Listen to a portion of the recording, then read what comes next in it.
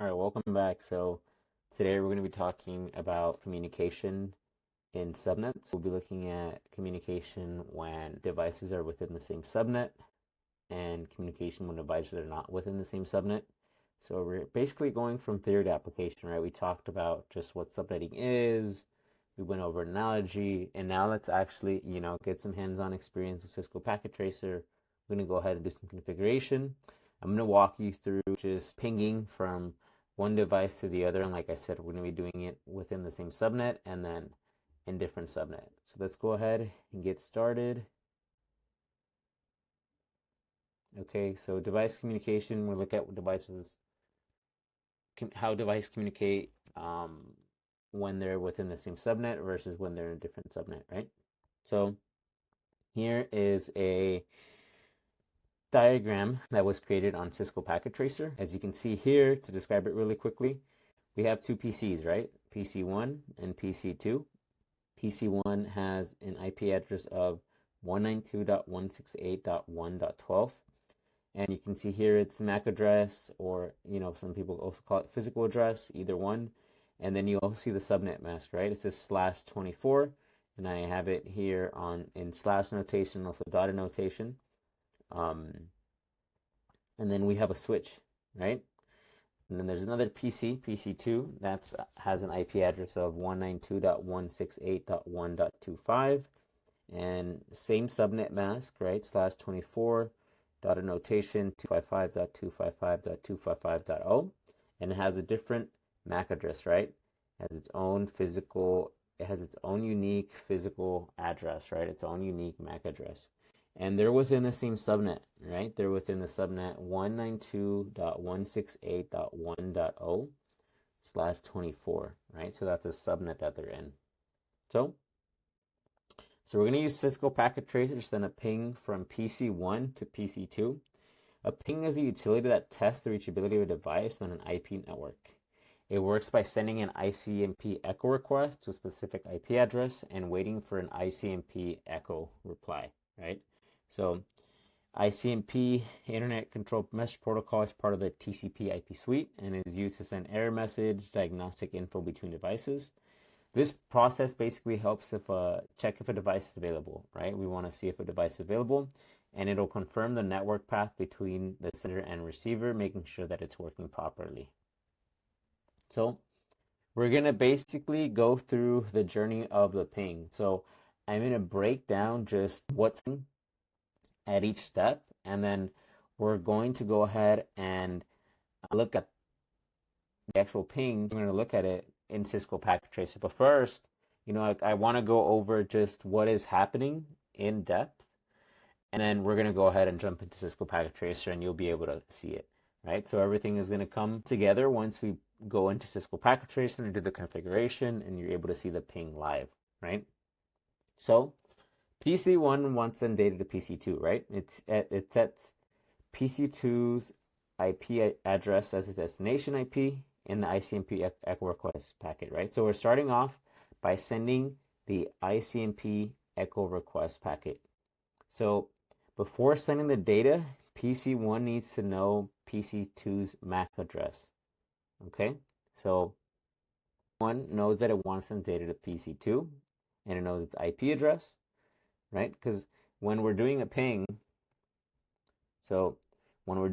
we're basically saying ping and then the destination IP address, right? What IP address do we want to ping? And in this case, we're pinging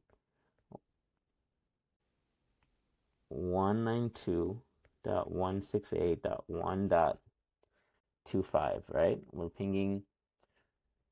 That's the device that we're pinging, right? We're pinging 192.168.1.25, right? That's what we want to ping, right? So what we need to do before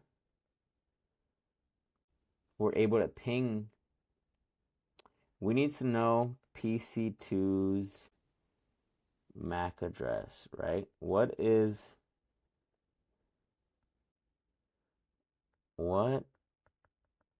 its MAC address, right? what is its MAC address, right? What PC1, right? What PC1 is going to do, it's going to check its ARP table. And I'm going to go into what an ARP table is in a bit. But that's what it's going to do, right? It's going to see within my ARP table, do I have PC2's MAC address, right? And two scenarios can happen. Either the MAC address is found, right? And if the MAC address is found, then PC1 will go ahead and prepare the ICMP echo request. If the MAC address is not found, right, if it's not in the ARP table, then we need to send an ARP request.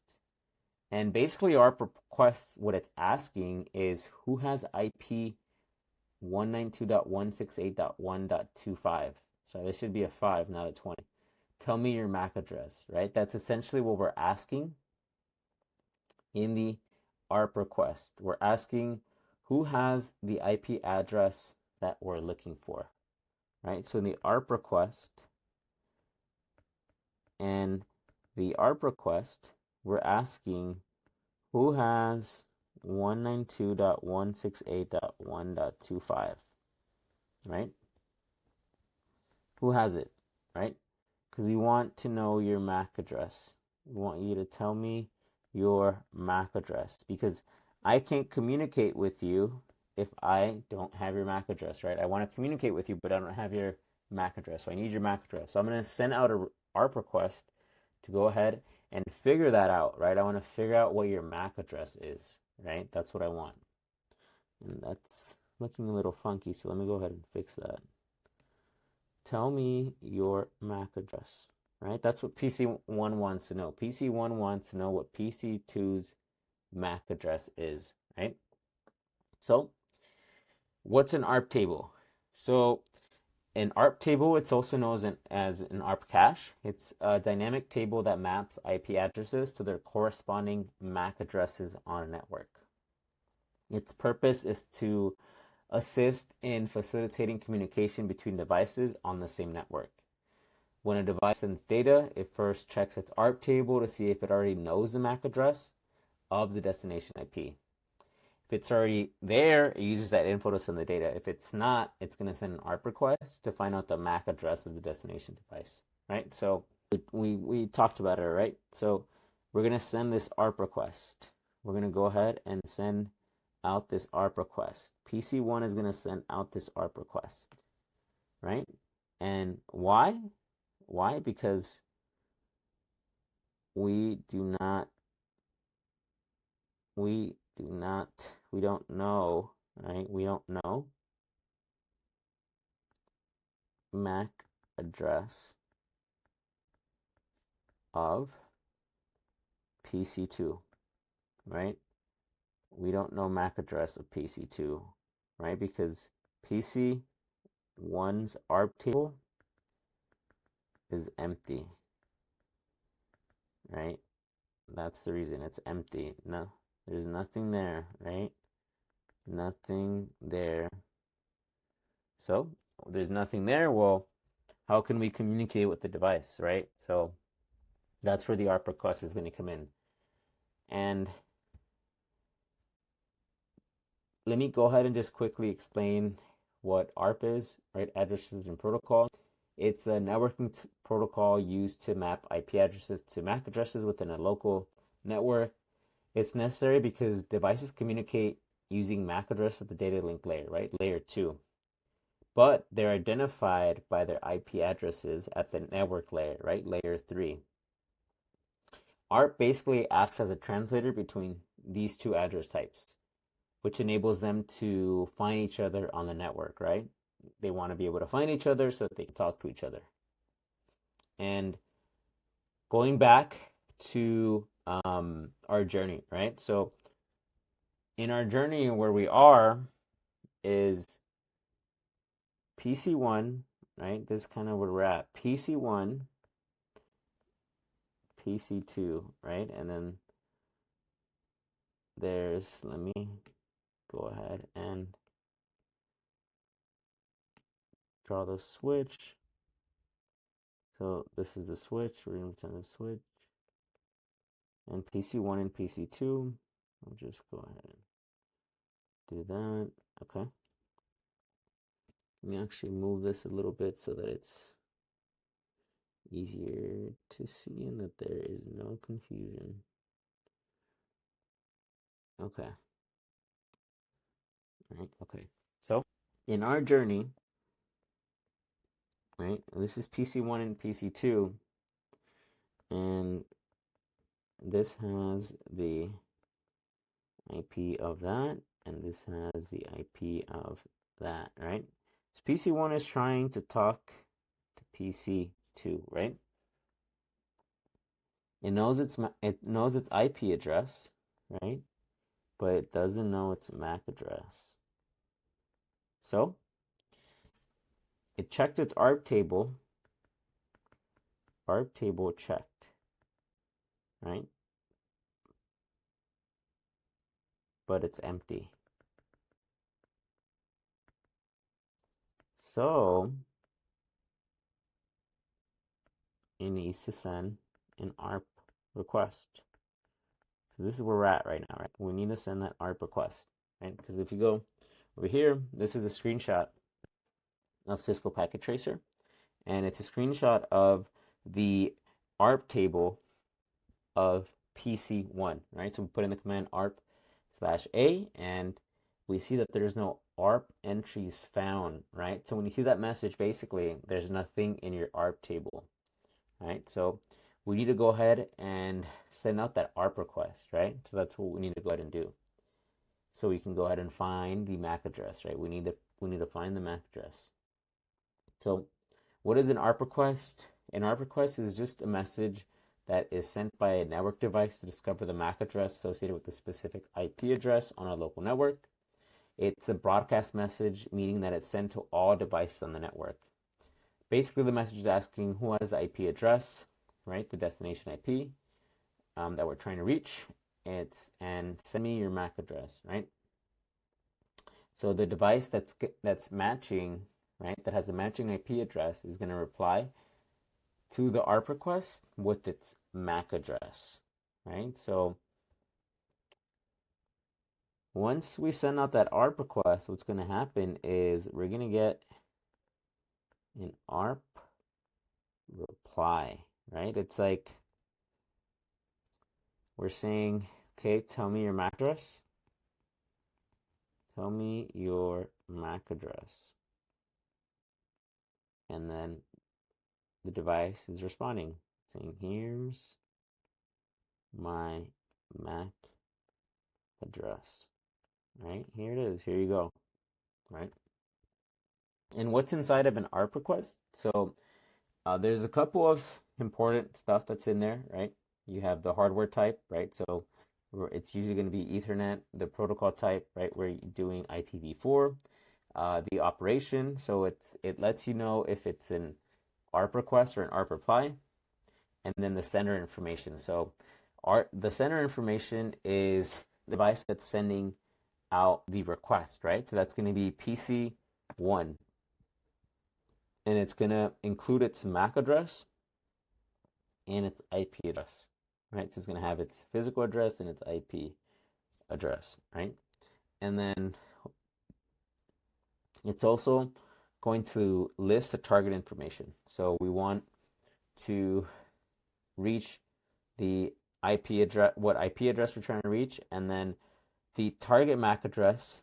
When the ARP request is sent, it's going to use a broadcast MAC address, right? And this is what it's set to, right? 000000000.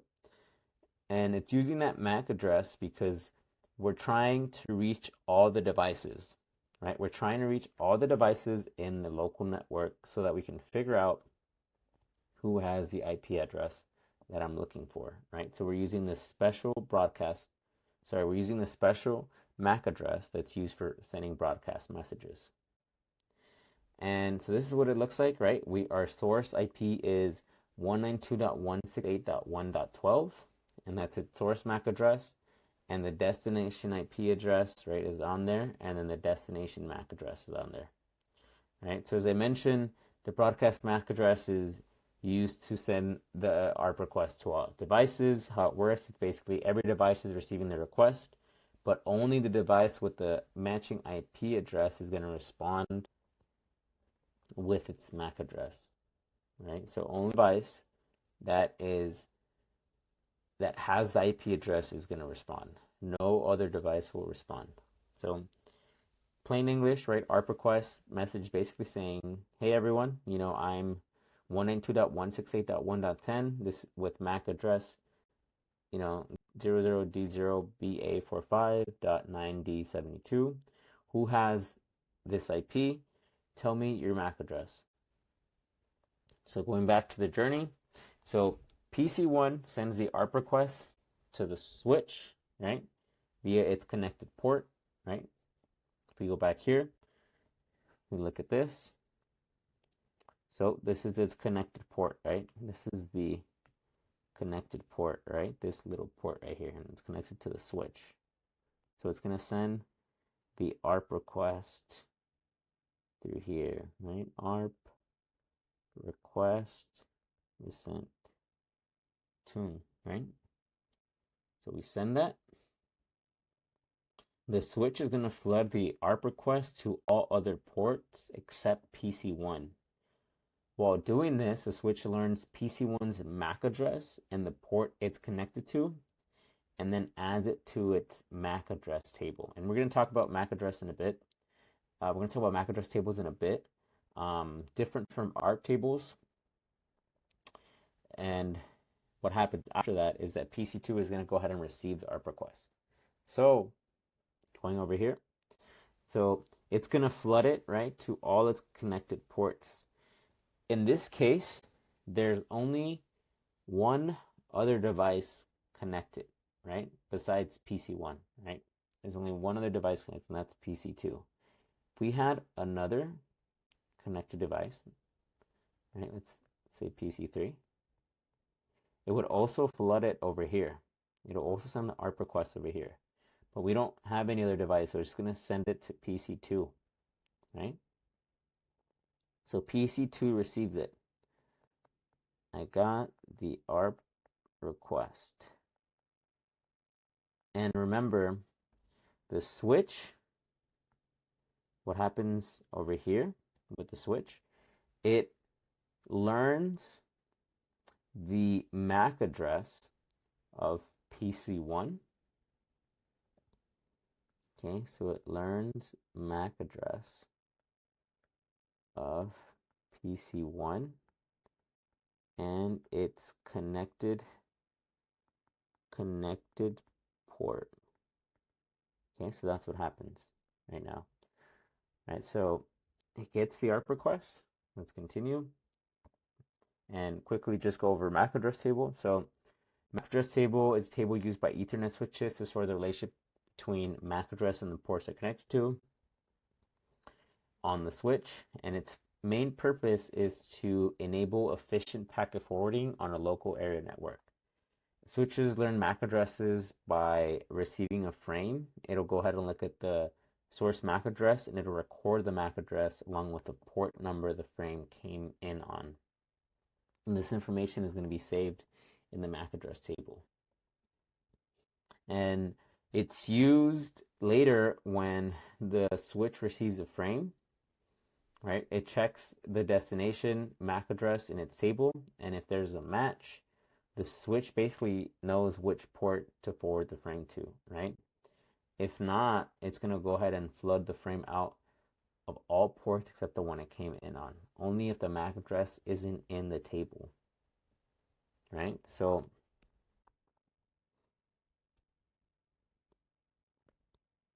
this is our switch. This is our switch, right? So it has a MAC address table, right? It doesn't have an ARP table, it just has a MAC address table because it's a layer 2 device, right? And in its MAC address table, we have the MAC address and the connected port, right? And we're going to go ahead and look at this a little bit later, so don't worry about what it looks like, but this is pretty much what it goes ahead and looks like, right? So let's continue. So PC2 receives the ARP request and it reads the following. It reads the sender MAC address, the sender IP address, and the destination IP address. PC2 is going to check if the destination IP matches its own IP, right? If it matches, it's going to go ahead and prepare an ARP reply. And since it does match, the ARP reply is going to contain the sender's MAC address and the sender's IP address. And the sender's IP address is PC2's IP address, right? And its physical address. And then the destination address is going to be the MAC address of PC1 and the IP address of PC1, right?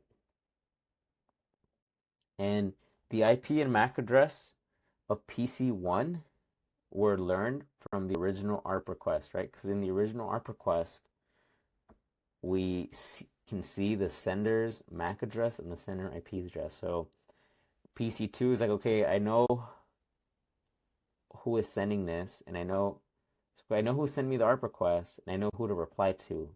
I'm gonna go and it knows that because the information is included in the ARP request, right? Its IP address, MAC address, PC1 are included in the ARP request, right? So we talked about ARP request. Now let's talk about ARP reply. An ARP reply is a unicast message, so it's sent directly to one device, right? We talked about broadcast messages. Broadcast messages are sent to all devices, right? A unicast message is sent just to one device directly. And it's sent in response to an ARP request. So it contains the MAC address of the target device. It's how a device basically says, yes, that IP belongs to me, here's my MAC address.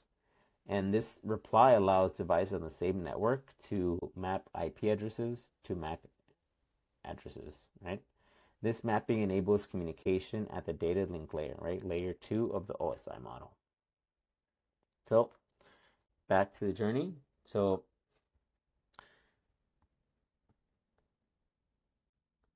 it got the ARP request, right? PC2 got the ARP request. It's going to send the ARP reply now. ARP reply, right? So we're at this stage right now, right? So it's sending the ARP reply.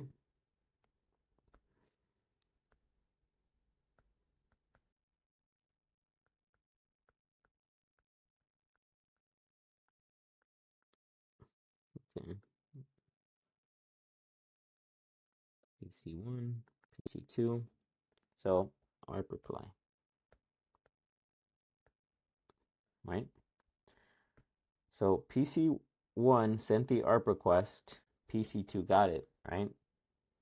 Now it's going to go ahead and send the ARP reply, and it's going to send it to the switch, and then the switch will send it to PC1.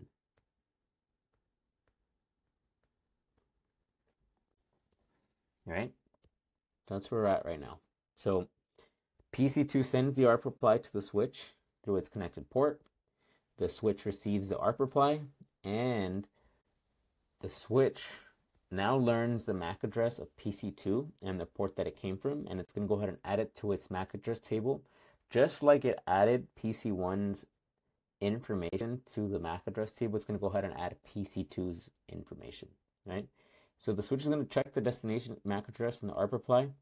Since it already has PC1's MAC address in its table, it's going to go ahead and forward the reply directly to the port PC1 is connected to. PC1 will receive the ARP reply, and then it's going to update its ARP table with PC2's MAC address and PC2's IP address, right? So once PC1 receives, so I got the ARP reply, right? I got the ARP reply.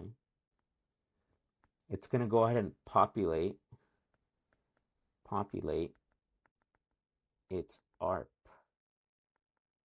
table, right? With the IP address and the corresponding MAC address, right? Because that's what we were trying to do in the first place, right? We want to communicate with PC2, but we don't know its MAC address. right? Now we know it's MAC address, right? Because we sent an ARP request and we got an ARP reply.